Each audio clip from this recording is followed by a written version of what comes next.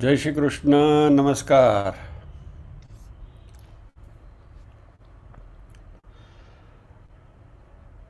अध्यात्म के अध्ययन की श्रृंखला में मांडुक्य उपनिषद के आज के सत्र में सभी का स्वागत एवं अभिवादन। ओमकार के नाद के साथ प्रार्थना करेंगे।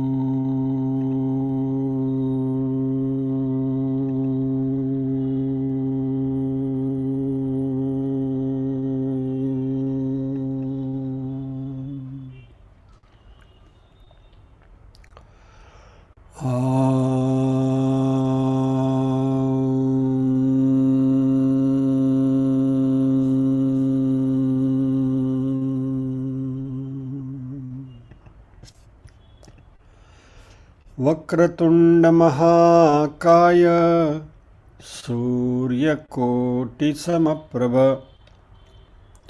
निर्विघ्नं कुरु मे देव सर्वकार्येषु सर्वदा। या कुन्देन्दुतुषारहारधवला या शुभ्रवस्त्रावृता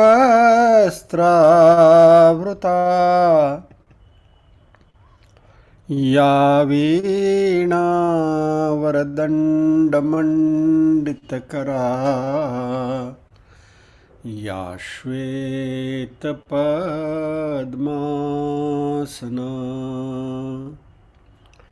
या ब्रह्माच्युतशङ्करप्रभृतिभिर्देवैः सदा वन्दिता। सा मां पातु सरस्वती भगवती निःशेषजाड्यापहा। वसुदेवसुतं देवं कंसचाणूरमर्दनं देवकी परमानन्दं कृष्णं वन्दे जगद्गुरुम्। ॐ सहना भवतु सहनौ भुनक्तु सह वीर्यं करवावहै तेजस्विनावधितमस्तु मा विद्विषावहै। ॐ शान्ति शान्ति शान्तिः।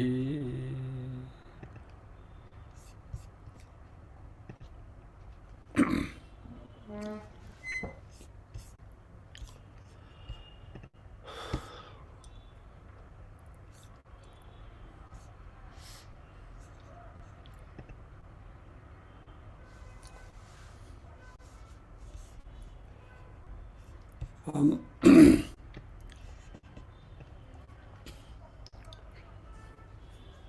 मांडुक्य उपनिषद की पूर्व भूमिका देख रहे हैं। ये अथर्ववेद से मिला हुआ है और मंडुक नाम के ऋषि ने इसका दर्शन किया, इसलिए इसका नाम ऋषि के नाम के ऊपर से मांडुक्य उपनिषद बना है।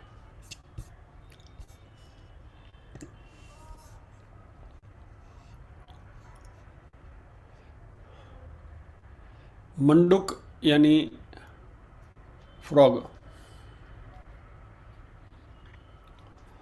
और जैसे फ्रॉग ऐसे कूदकी लगाता है, द वे इट लीप्स, इस तरीके से इस उपनिषद के अध्ययन से किसी ने ऐसा इंटरप्रिटेशन भी किया है कि इस उपनिषद के अध्ययन से अध्यात्म के जगत में हम भी ऐसी ही छलांग लगा सकते हैं, मंडूक्य जैसी।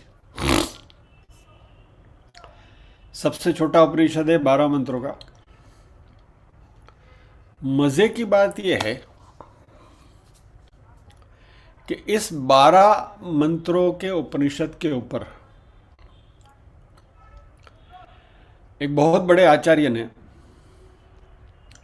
उसकी एनालिसिस करी है, कमेंट्री नहीं, ट्रिटाइज जिसको हम बोलते हैं अंग्रेजी में, जिसको कहा गया है कारिका। कारिका कमेंट्री नहीं है। सी कमेंट्री में क्या है, जैसे हम भगवत गीता में करते हैं कि एक श्लोक लेते हैं, उसके एक एक शब्द के अर्थ लेते हैं, फिर पूरा श्लोक का अर्थ समझते हैं और फिर उसके ऊपर कुछ चर्चा करते हैं। That is called commentary. कारिका में क्या है कि ये जो पूरा उपनिषद है 12 श्लोकों का, उसके ऊपर एक अपने गुजराती में छणावट, विशद छणावट, अंग्रेजी में इसको ट्रिटाइज कहते हैं। तो there is a detail in depth analysis और the treatise on this Upanishad, Mandukya Upanishad. और यह गौड़पदाचार्य जी ने लिखा है, रादर लिखी है कारिका। गौड़पदाचार्य जी शंकराचार्य जी के गुरु हैं।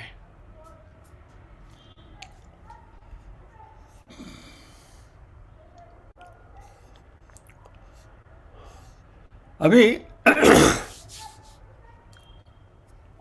देखिए, ये विद्वान जो होते हैं उनको कहीं से भी कुछ भी क्लू मिलती है तो उसके ऊपर वह कितना चिंतन और मनन कर सकते हैं, उसका ये मांडुक्य कारिका जो है गौड़पदाचार्य जी का, उसका एक तादृश एग्जाम्पल है। मांडुक्य उपनिषद के 12 मंत्रों के ऊपर ये जो कारिका लिखी गई है, that is in the prose form, पद्य रूप में है कारिका। और ये 12 श्लोकों के ऊपर उन्होंने 215 पद्य के श्लोक लिखे हैं कारिका के रूप में। So the analysis of this 12 मंत्र of Mandukya Upanishad has run into 215 श्लोक of Mandukya Karika। अभी ये उपनिषद के 12 मंत्र मांडुक्य उपनिषद के, और ये 215 कारिका जो हैं उनको 4 अध्यायों में बांटा गया है। पहला अध्याय जो है उसका नाम है आगम प्रकरणम, जिसके अंदर 12 मंत्रों का उपनिषद और 29 कारिकाएं हैं, 29। दूसरा अध्याय जो है वह वैतथ्य प्रकरणम कहा गया है, जिसके अंदर 38 कारिकाएं हैं और इस जगत के मिथ्या स्वरूप के ऊपर उन्होंने विश्लेषण किया है। तीसरा अध्याय जो है वह अद्वैत प्रकरणम, जिसमें 48 कारिकाएं हैं और यह आत्मा का जो अद्वैत स्वरूप है, नॉन ड्यूअल नेचर ऑफ आत्मा, उसकी चर्चा की गई है। और चौथा अध्याय जो है वो अलतस शांति प्रकरणम, जिसमें 100 कारिकाएं हैं, जिसमें उपनिषद के अध्ययन में जो भी बाधाएं आ सकती हैं, या तो जो प्रश्न उसमें उठ सकते हैं, या तो कहीं भी जो भी विरोधाभास दिखाई देते हैं, ये सारे विरोधाभास और ये सारे ऑब्जेक्शंस उपनिषद के अध्ययन में जो आते हैं, उसके ऊपर उन्होंने अपनी कारिकाओं के द्वारा एक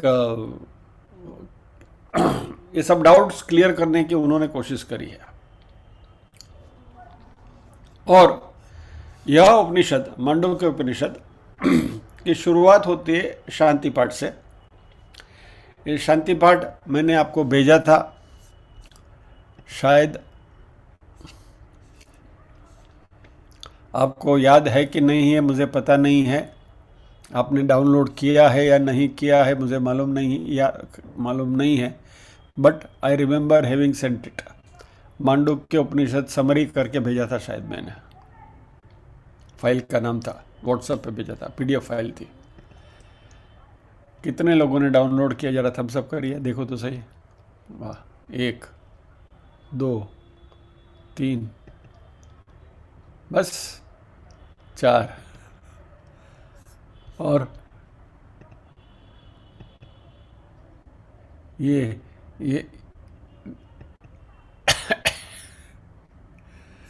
यस, देखिए संगीता बहन ने किया है, वो दिखा रही है कि उन्होंने तो प्रिंट आउट भी ले लिया है। बोलो, चलो अच्छी बात है। तो जिन्होंने भी डाउनलोड किया है, नीरू बहन ने भी प्रिंट आउट लिया हुआ है, वो भी बता रही है। चलो, बहुत बहुत बधाई हैं सबको जिन्होंने डाउनलोड करके रखा है, प्रिंट आउट निकाला है। उन सबको उनका हम अभिवादन करते हैं। एनीवे, अभी मैं आपको उसको यहाँ स्क्रीन पे डिस्प्ले करता हूँ।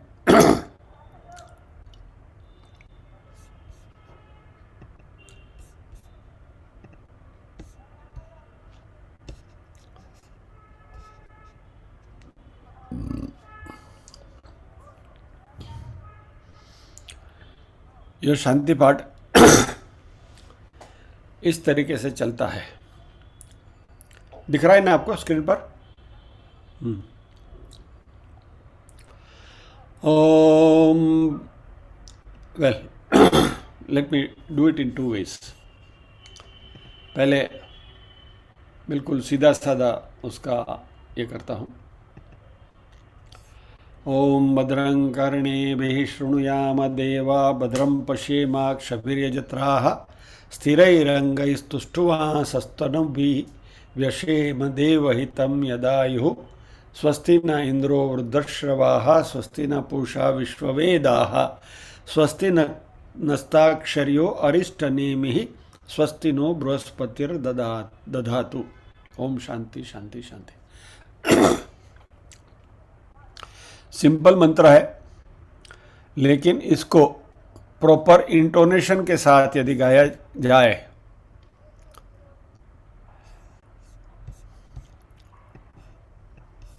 हरि जी ने भी डाउनलोड किया है, अच्छी बात है। तो इस सिंपल मंत्र को भी अच्छी तरह से उसका रिसाइटेशन किया जाए तो जो हम मंत्र शक्ति कहते हैं ना, उसका हमें परिचय मिलता है।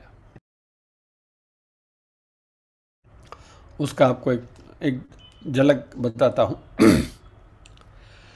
ओम भद्रं कर्णेभिः शृणुयाम देवा भद्रं पश्येमाक्षभिर्यजत्राः स्थिरैरङ्गैस्तुष्टुवांगुसस्तनूभिः व्यशेम देवहितं यदायुः।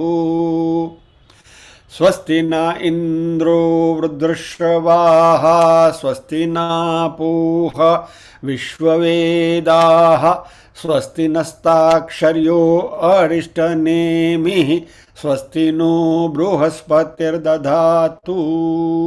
ओम शांति शांति शांति। इस तरीके से इस शांति पाठ का उच्चार होता है। और संस्कृत भाषा और खास करके मंत्रों में जो शक्ति है,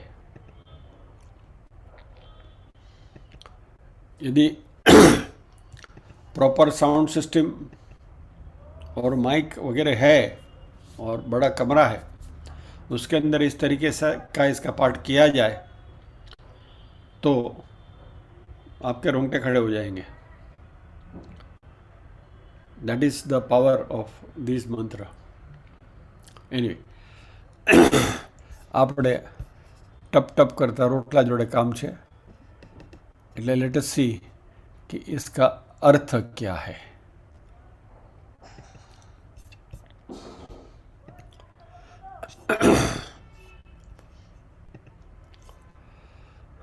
आपके सामने डिस्प्ले है।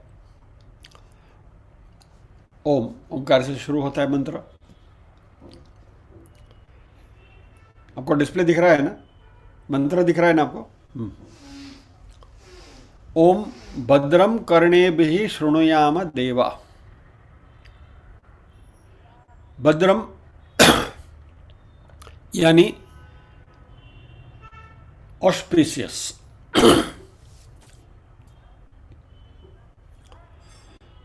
कर्णेभिः कानों से, शृणुयाम सुने, देवाः मे बी हियर, इसका अर्थ है हम इन्हें सुने। क्या? हे देव। ग्रामर के स्टूडेंट है, अष्टमी विभक्ति बहुवचन देवों का। राम रामौ रामाः, देवः देवौ देवाः। हे देव, हम हमारे कानों से अच्छी शुभ चीज़ों को सुने। भद्रम कर्णेभिः शृणुयाम देवा। भद्रम पश्येमाक्षभिर्यजत्राः। भद्रम पश्येम, पश्येम यानी कि may we see, let us see, we may see. अक्ष यानी कि आँख। यजत्राः, जो देवलोक है, जो यजन करने योग्य हैं, पूजा करने योग्य हैं, ऐसे देवों को हम संबोधित कर रहे हैं।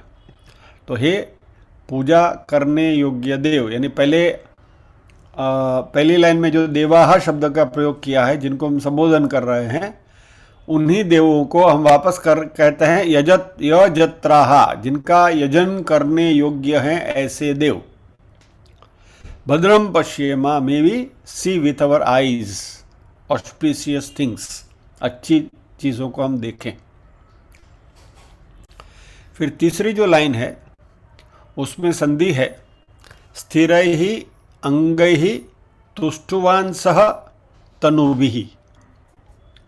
आई रिपीट अगेन, स्थिरैः अंगैः तुष्टुवान् सः तनुभिः।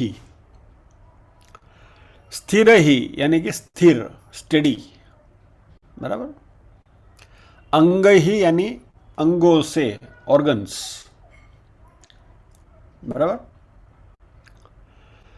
तुष्टवान सह, जिससे हम प्रार्थना करते हैं, यानी कि our limbs which are praying limbs, प्रार्थना करते हुए हमारे अंग। तनु भी यानी शरीर। तो हमारे शरीर के प्रार्थना करते हुए अंगों से भी, तृतीया विभक्ति, इंस्ट्रूमेंट। अभी अभी संस्कृत का क्लास पूरा हुआ है ना, तो विभक्ति चढ़ी से मैंने, तो ये तृतीया विभक्ति है, विच मीन्स इंस्ट्रूमेंट, साधन। और चौथी लाइन है व्यशेम। अश यानी अटेन, व्यश यानी अच्छी तरह से हम प्राप्त करें, और व्यशेम यानी अच्छी तरह से हम उसे प्राप्त करें। क्या? देवहितम, जो भी देवों ने हमें प्रदान किया है, या तो देवों ने हमें जो कार्य सौंपा है वह, हित यानी अलॉटेड, गिवन, देवों ने दिया गया, अलॉट किया गया कार्य यदायुः, यद आयुः, जो भी हमारा जीवन का पीरियड है, बराबर, लाइफ स्पैन जिसको हम कहते हैं, what ever is my life span. तो मान लीजिए कि आज हम इस मंत्र का यदि हम उच्चार करते हैं तो अभी after having understood the meaning, इसका अर्थ ये होगा कि हे देव, प्लूरल है, हमारे बहुत सारे देवी देवताएं हैं, तो सभी देवों को प्रार्थना कर रहे हैं कि हे देवो, हम हमारे कानों से पवित्र चीज़ों को सुने, या तो पवित्र सुने। Let us may we hear auspicious things, ये सबसे पहली प्रार्थना। यानी कानों से जो भी सुनना है वो it has to be auspicious, क्योंकि हम शास्त्रों का अध्ययन कर रहे हैं, उपनिषद का अध्ययन कर रहे हैं। सो ये हमारी पहली प्रार्थना, श्रवण माता है ना। फिर भद्रम पश्येमा अक्षभिः यजत्राहा, हे यजन करने योग्य, हे पूजा करने योग्य देवो, हम हमारी आंखों से पवित्र चीज़ों को देखें, या तो पावित्र्य को देखें, auspicious thing, may we see auspicious with our eyes, बराबर। स्थिर ही अंग ही तुष्टवान सस्तनुभिः, हमारे स्थिर अंगों से और शरीर से, जिस जो हम प्रार्थना करते हैं, यानी कि हमने जो पवित्र चीज़ों को सुनी, पवित्र चीज़ों को देखी, इनके फलस्वरूप हम देवों की प्रार्थना करते हैं। यानी हमारा पूरा शरीर, हमारे जो पूरे जो अंग हैं, उनसे हम प्रार्थना करते हुए व्यशेम देवहितम यदायुः, यानी कि हमें जो लाइफ स्पैन हमारे पास बचा हुआ है, उसको हम देवों ने हमें जो भी काम सौंपा है, उस काम को अच्छी तरह करते हुए जीवन को हम बिताएं। यानी निष्काम कर्मयोग, भगवद गीता के शब्दों में। दूसरा मंत्र है स्वस्ति न इंद्रो वृद्धश्रवाः, स्वस्ति यानी कि कल्याण करें। अभी हम इंद्र से कहते हैं हे इंद्र, नह यानी हमारा कल्याण करो। वृद्धश्रवाः, श्रवस यानी फेम, कीर्ति। वृद्ध यानी ओल्ड नहीं, नॉट इन दैट सेंस। वृद्ध यानी ग्रेट, बड़ा, यानी कि जिनकी कीर्ति बड़ी है, ऐसे इंद्र हमारा कल्याण करो। स्वस्ति न इंद्रो वृद्धश्रवाः। स्वस्ति न पूषा, पूषण करके एक देवता हैं जो सूर्य के साथ जुड़े हुए हैं, वो हमारा कल्याण करो। और वो क्या है? विश्ववेदाः, जो पूरे सभी वेदों के जानकार हैं, संपूर्ण वेदों के जानकार हैं। विश्व यानी कि होल, एवरीथिंग। वेद यानी वेद, जो पूरे विश्व के जानकार हैं, ऐसे पूषण हमारा कल्याण करो। स्वस्ति नस्ताक्षर्यो, नस यानी हम, नह की संधि हुई है, नह यानी हम, ताक्षर्य एक मिस्टिकल पक्षी है, वो एक प्रकार का गरुड़ के टाइप का है कि जो हमारी रक्षा करता है। खास करके जो छोटे छोटे पंछी होते हैं, आकाश में उड़ते हैं, उनकी रक्षा ये गरुड़ के जैसे बड़े पक्षी करते हैं। तो जैसे ये ताक्षर्य ये छोटे छोटे पंखियों की रक्षा करे, वैसे हमारी भी रक्षा करो। क्या?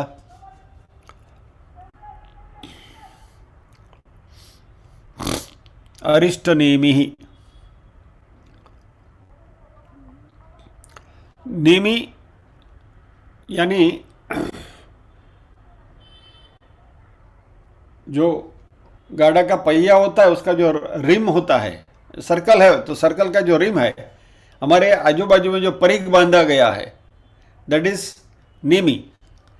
अरिष्ट यानी सिक्योर्ड, प्रोटेक्टेड, यानी इस तरीके से जैसे कि एक सर्कल के अंदर हमारी रक्षा की जा रही है, वैसे हमारी रक्षा करो।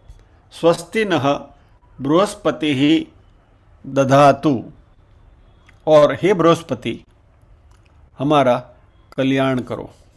ओम शांति शांति शांति। तो ये दोनों श्लोक मिलकर शांति पाठ होता है। हमारे सभी उपनिषदों में शुरुआत शांति पाठ से ही की जाती है, और मांडुक्य उपनिषद की भी शुरुआत इस तरीके से शांति पाठ से की जा रही है। एक बार फिर इसको मैं दोहराता हूँ, जिनको भी जमता है वह मेरे साथ बोल सकते हैं। अनम्यूट मत करिए, but please sing with me if you can. Om भद्रं कर्णेभिः शृणुयाम देवा भद्रं सॉरी गलत चालू किया। ओम भद्रं कर्णेभिः शृणुयाम देवा भद्रं पश्येमाक्षभिर्यजत्राः स्थिरैरङ्गैस्तुष्ट्वाङ्कुशस्तनुभिः व्यशेम देवहितं यदायुः। स्वस्ति न इन्द्रो वृद्धश्रवाः स्वस्ति न पूषा विश्ववेदाः स्वस्ति नस्ताक्षर्यो अरिष्टनेमिः स्वस्ति नो बृहस्पतिर्दधातु। ओम शांति शांति शांति। ये श्लोक शांति पाठ आपके पास है। अभी आप में से कई इसका पाठ करते भी होंगे, तो आपके उच्चार में कहीं भी कोई गलती हो रही है तो इस श्लोक को देखकर अपने उच्चार को करेक्ट कर लीजिए, और कहीं प्रॉब्लम होता है तो इसी रिकॉर्डिंग को दोबारा सुन लीजिएगा। तो ये हुई उपनिषद के शांति पाठ की बात।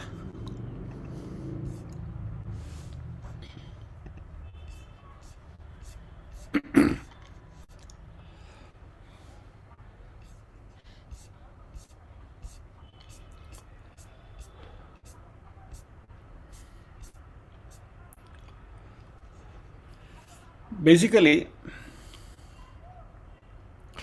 मांडुक्य उपनिषद ओम के बारे में चर्चा करेगा, और जो ध्यान करना चाहते हैं, मेडिटेशन करते हैं, ओम के ऊपर जो मेडिटेशन करते हैं, वह इस जीवन से मुक्ति पाने के लिए इसका अध्ययन करते हैं। और यह जो विद्या है उसको वैश्वानर विद्या कही गई है। वैश्वानर यानी कि ये यूनिवर्स जो है, ये पूरा जो संसार है, उसकी सीक्रेट विद्या, उसका जो अर्क है, या तो उसका क्या कहें, उसको खानगी तो न कहवाय, पर उसका जो गहन अर्थ है, उस गहन अर्थ का अध्ययन, secret of the universal being, और ये वैश्वानर विद्या में है। यानी हमारे शरीर के जो भी गुण हैं, एट्रीब्यूट्स हैं, उनको ईश्वर के जो गुण हैं उनके साथ कैसे जोड़ना, इसकी ये वैश्वानर विद्या है। यानी देह में से देव बनने की जो प्रक्रिया है, यह प्रक्रिया वैश्वानर विद्या में मिलती है। और इस उपनिषद में यह ओम के ऊपर मेडिटेशन, कॉन्टेम्पलेशन की बात आती है कि जो हमारे शरीर को ब्रह्मांड के रूप में देखने की ये जो तकनीक है, नोहाव है, वो बताते हैं। जैसे हम कहते हैं ना, यथा पिंडे तथा ब्रह्मांडे, जो पिंड में है वही ब्रह्मांड में है और जो ब्रह्मांड में है वही पिंड में है। तो हमारे शरीर को इस ब्रह्मांड के स्वरूप में धीरे धीरे देखने की आदत बने और हम हमारे यह जो सीमित जो ख्याल हैं इनको हम कैसे विस्तृत बनाएं और हमें धीरे धीरे धीरे धीरे इस बात का एहसास हो कि हम भी ब्रह्म ही हैं, यानी कि अहम ब्रह्मास्मि तक पहुंचने की ये विद्या है, वैश्वानर विद्या।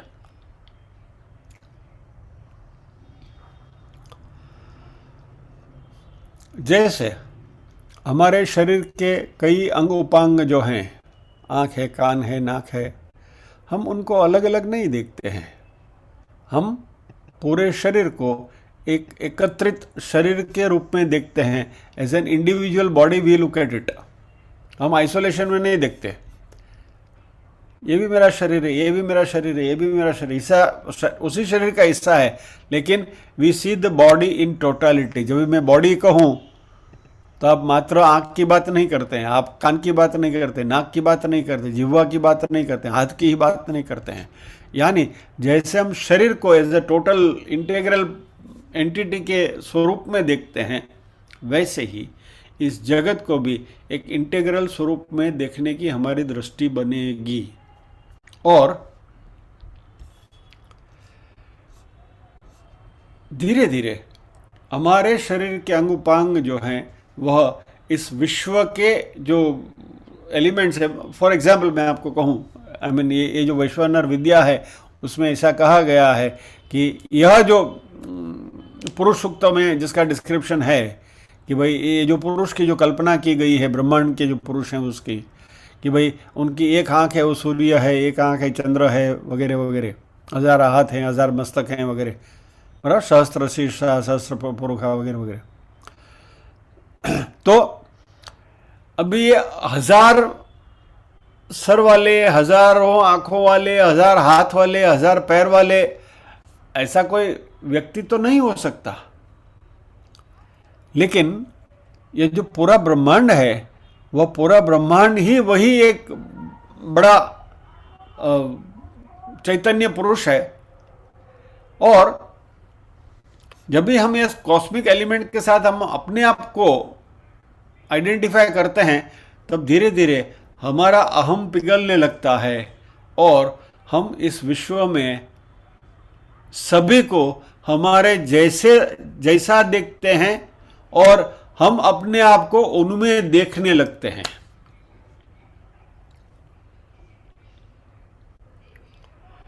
तो जब भी हम इस विश्व में अलग अलग व्यक्तियों को घूमते हुए देखते हैं तो जैसे हमारे शरीर के अणु परमाणु हैं, ये मेरी उंगली चल रही है, ये मेरी 2 उंगलियां चल रही हैं, या तो मेरा हाथ ऐसा चल रहा है, तो ये इस शरीर का ही हिस्सा है। वैसे ही इस संसार में किसी को भी हम चलते फिरते उठते बैठते देखते हैं तो हमको ऐसा लगता है कि हमारे ही शरीर का एक अंग उठता बैठता चलता फिरता देखता है, गाता है, बजाता है, वगैरह वगैरह वगैरह। यानी we see extension of our self in that being, फिर वो मनुष्य हो कि प्राणी हो, पक्षी हो, कोई भी हो। तो ये वैश्वानर विद्या जो है, इससे हमारी दृष्टि जो है वो बहुत विशाल होती जाती है।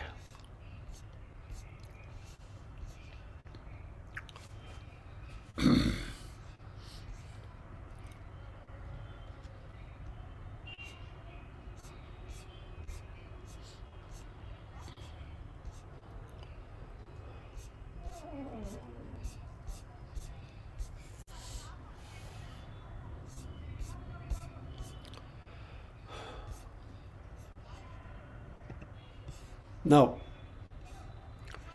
अभी अभी जो हमने शांति पाठ किया उसमें हम परमात्मा से 3 वरदान मांगते हैं।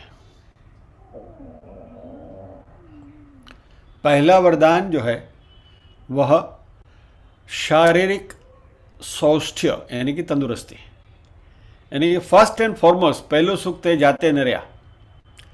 पहला वरदान जो हम ईश्वर से मांगते हैं वो कि हमारे शरीर को निरोगी रखिए, कीप मी हेल्दी।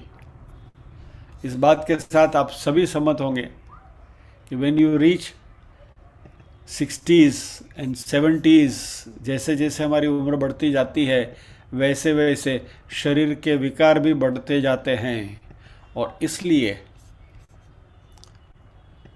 हम परमात्मा से सबसे पहली प्रार्थना ये करते हैं कि हे ईश्वर, हमारे शरीर को तंदुरुस्ती बख्शिए, physical fitness, let us remain fit. दूसरी प्रार्थना शार्प इंटेलेक्ट, कुशाग्र बुद्धि। देखिए कुशाग्र शब्द जो है ना, उसके ऊपर जरा ध्यान दीजिए। कुश यानी कि दुर्वा, गणपति को चढ़ाते हैं दुर्वा। और दुर्वा कुश का आप ये उसका जो नुकीला जो पान होता है उसको लीजिए, और उसकी जो नोक होती है वो नोक को आप ऐसा उंगली पर रखने की कोशिश करिए तो वो चुभेगा, right, it will prick you like a needle. तो कुश अग्र यानी कि ये जो दुर्वा है उसका जो अग्र भाग है, आगे का जो भाग है, पॉइंटेड पोर्शन है, मेरी बुद्धि इतनी शार्प हो जाए, let my intellect be sharp, कुशाग्र बुद्धि जिसको हम कहते हैं। तीसरा क्लियर माइंड, मन किसी भी प्रकार की अशुद्धि से भरा ना हो, शुद्ध मन, यानी जो बार बार हम ये बात करते हैं ना कि झील के सतह की तरह शांत मन, कि जिसके अंदर ये अध्यात्म प्रतिबिंबित हो सके, क्लियर छवि उसके उसमें निखरे, ऐसा मन। और ये सब मिलाते हुए व्यशेम देवहितम यदायु, हमें जो आयु आपने दिया है, यानी कि a sufficient lengthy span of life, ताकि हम श्रवण मनन और निधि ध्यासन को अच्छी तरह से कर सकें। So let us have long enough life for contemplating all this things. ये सब करने के लिए हे प्रभु हमें लंबी आयु दीजिए। यही बात ईशावास्य उपनिषद में भी है, कुर्वन्नेवेह कर्माणि जिजीविषच्छतं समाहा। निष्काम कर्म करते करते हम 100 साल जीने की इच्छा करें, बराबर। तो हम भी यहाँ बैठे हैं तो सभी परमात्मा से यही प्रार्थना करें कि हे प्रभु हमें अच्छी तंदुरुस्ती दीजिए, हमें अच्छी कुशाग्र बुद्धि दीजिए, हमारे मन को शांत करिए, ताकि हम उपनिषद का अध्ययन अच्छी तरह से कर सकें, और कृपा करके हमें लंबी आयु दीजिए। We want to live longer. એમ કહેવાનું નહીં કે હવે તો અવસ્થા થઈને જવાના દિવસો આવ્યા ને હવે તો એક नो उर्दू में कहते हैं ना कि एक टांग कब्र में है। ये हालत हमारी नहीं है, अभी तो हमें बहुत जीना है, राइट। सो किसी भी प्रकार की मायूसी की यहाँ जगह नहीं है। Let us live positively, let us live with positivity, ठीक है। अच्छी तरह से जिए और प्रभु के सानिध्य में रहते हुए जिए।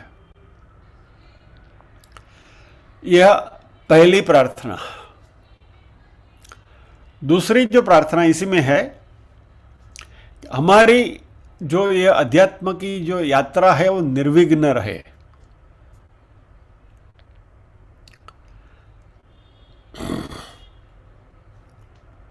और तीसरा,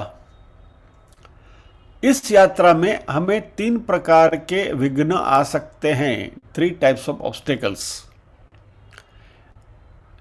you are very well familiar with this. मैं जैसे आपको बताऊंगा आप बोलेंगे हाँ ये तो मालूम है। आधि भौतिक, आधि दैविक, आध्यात्मिक, बराबर मालूम है ना, यू नो इट। और अध्यात्म की यात्रा में ये 3 प्रकार के विघ्न आते ही हैं। आदि पहले अध्यात्मक, आध्यात्मिक यानी अधिआत्मिक, आत्मा, आत्मा के साथ जुड़ी हुई यानी कि शरीर और आत्मा, उसके साथ जुड़े हुए हमारे ऑब्स्टेकल्स। और एक बात मैं आपको बहुत अच्छी तरह से बता दूं, स्पष्टता से बता दूं, कि जब इस शरीर के साथ जुड़े हुए ऑब्स्टेकल की बात करते हैं ना, तो अध्यात्म के मार्ग पर जब भी आप चलने लगते हैं ना, तो सबसे पहला ऑब्स्टेकल आता है अपने घर वालों से। हूँ भगतड़ा बेड़ा इधर છે,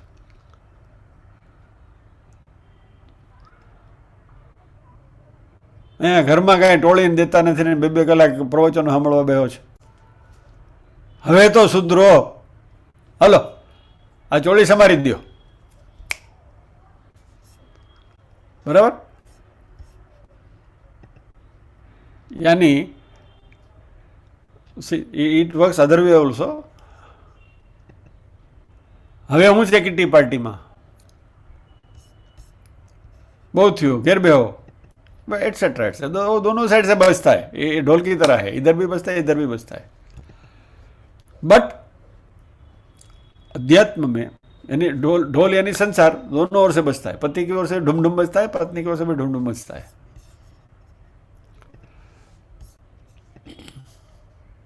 हस्बैंड शब्द की व्याख्या मालूम है?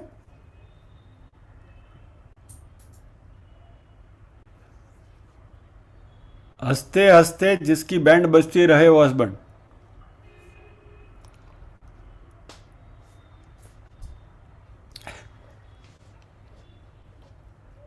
एनीवे, तो सबसे पहला ऑब्स्टेकल आता है हमारा आध्यात्मिक, फिर आदि भौतिक।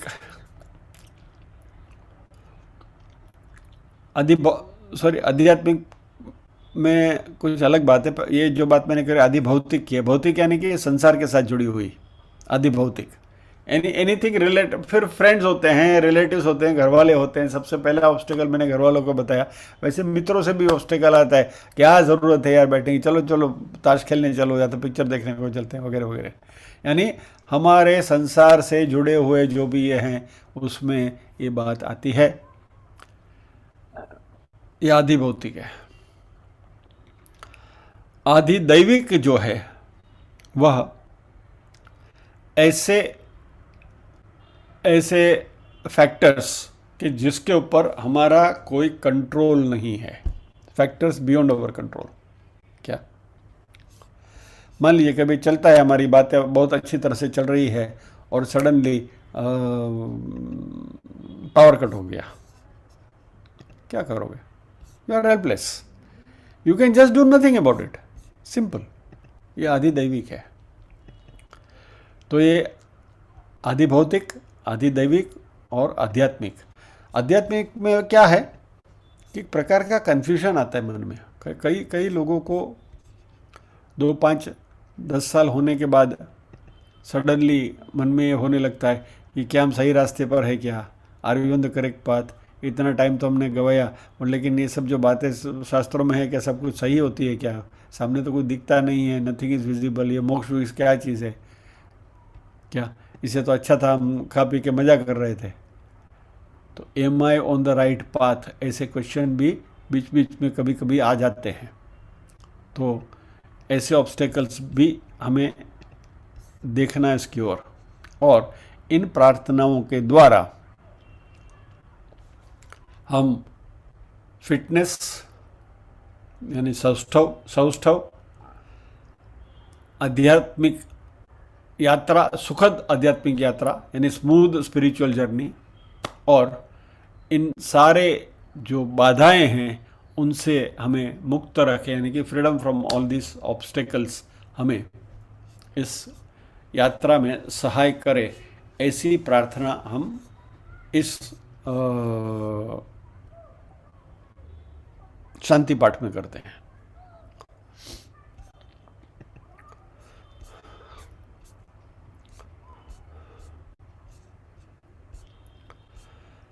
वैसे मांडुक्य उपनिषद के बारे में और भी बहुत कुछ कहा जा सकता है, बट ये प्रस्तावना ये हमारी काफ़ी हो गई है, तो आई विल नॉट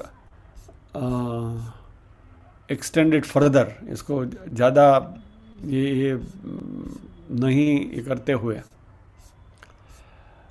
हम उपनिषद के मंत्रों में प्रवेश करेंगे, जो हम अगले गुरुवार से इस एक्सरसाइज को शुरू करेंगे। तो जाने से पहले एक बार फिर शांति पाठ आपके सामने स्क्रीन पर है या नहीं है पता नहीं। Let me see, I put it again. और मैं आप सभी से विनंती गुजारिश करूँगा कि हो सके तो इसे कंठस्थ कर लीजिए।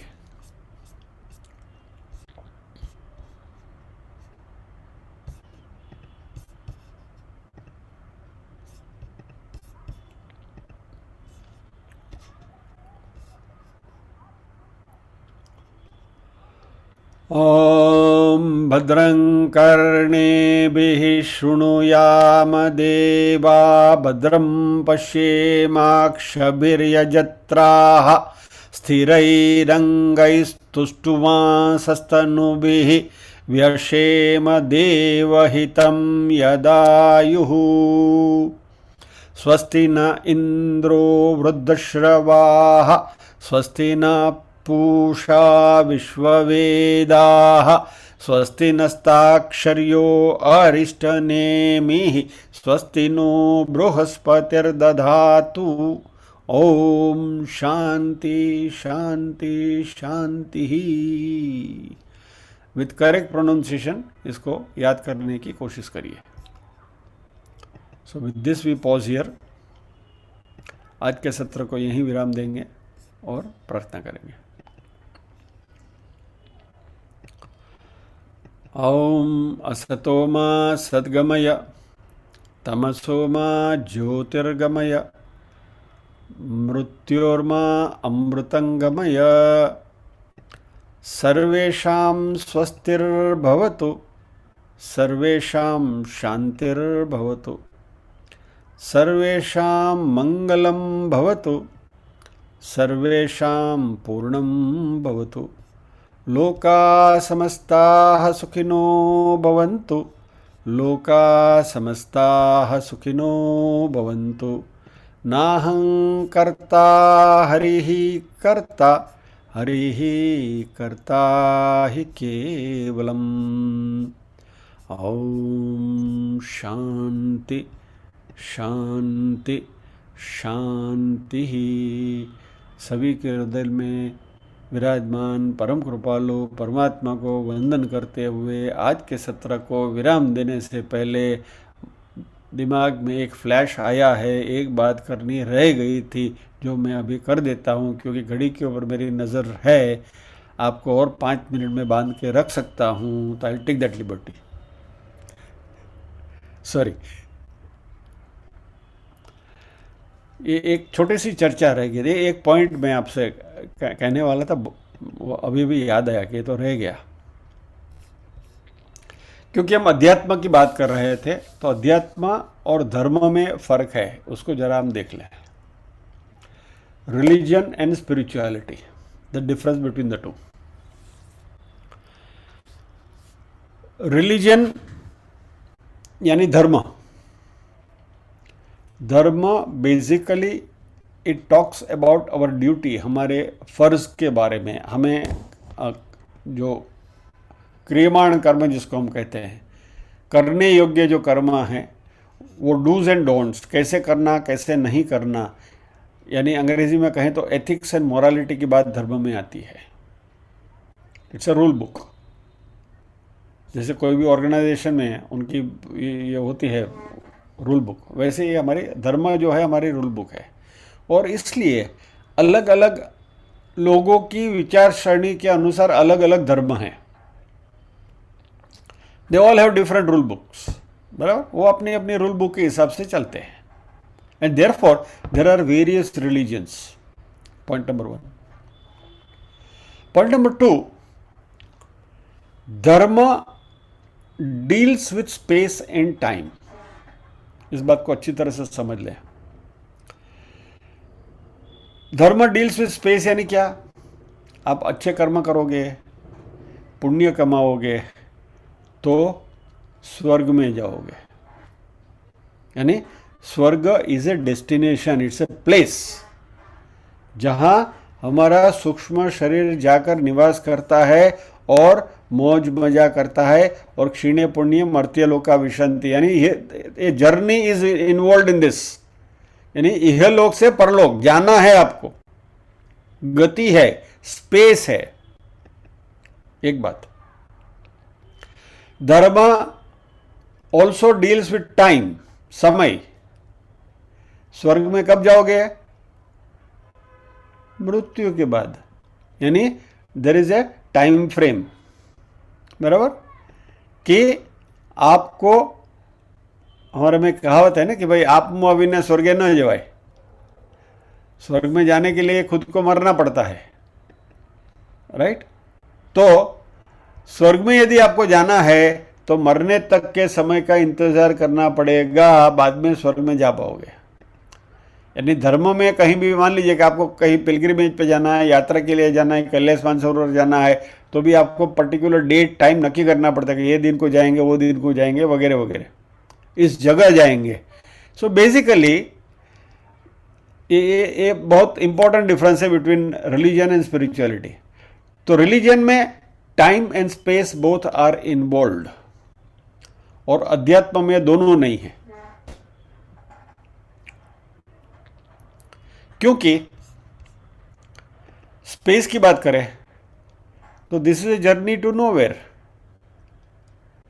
हम ही आत्मा हैं, हमें हमारी ही पहचान करनी है यहाँ बैठे बैठे इसी जगह पर, और ये आत्मा साक्षात्कार करने के लिए आपको कहीं जाना नहीं है। विजड़ी ने चमकारे मोतीड़ा परो वो रे पान बाय, फ्लैश, और आत्मा साक्षात्कार हो गया। यानी आपको कहीं जाना नहीं, 1 मिलीमीटर भी यहाँ से यहाँ हिलना भी नहीं है, और आत्मा साक्षात्कार हो सकता है। So no space is involved and no time is involved. अभी इस क्षण पे हो सकता है, you don't have to wait for it. और इसी को हमने देखा है, पहले भी देखा है, जिसको हम कहते हैं प्राप्तस्य प्रापणम, जो है दिखता है क्या।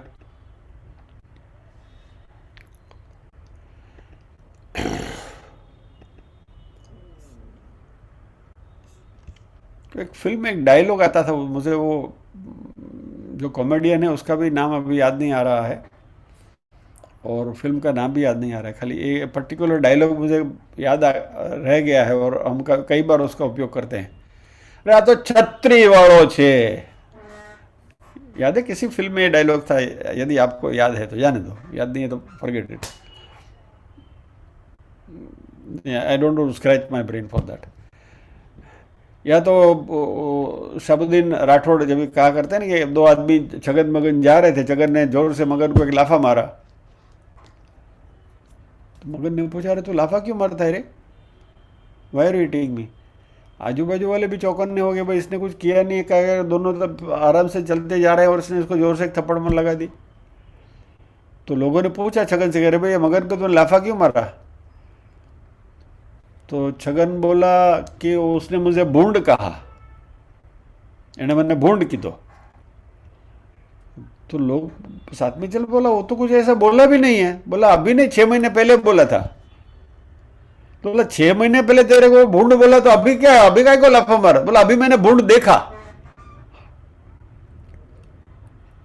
6 महीना पहले एने मैंने भूंड कीधो, तो मैं भूंड आजे जोयू, એટલે खबर पड़ी कि आ भूंड कहवाय एम। वैसे हमारा भी ऐसा है, आत्मा आत्मा की बातें करते रहते हैं, लेकिन जब भी उसका साक्षात्कार होता, अरे ये आत्मा है या तो ये आत्म तत्व है, ऐसा फ्लैश हो जाता है।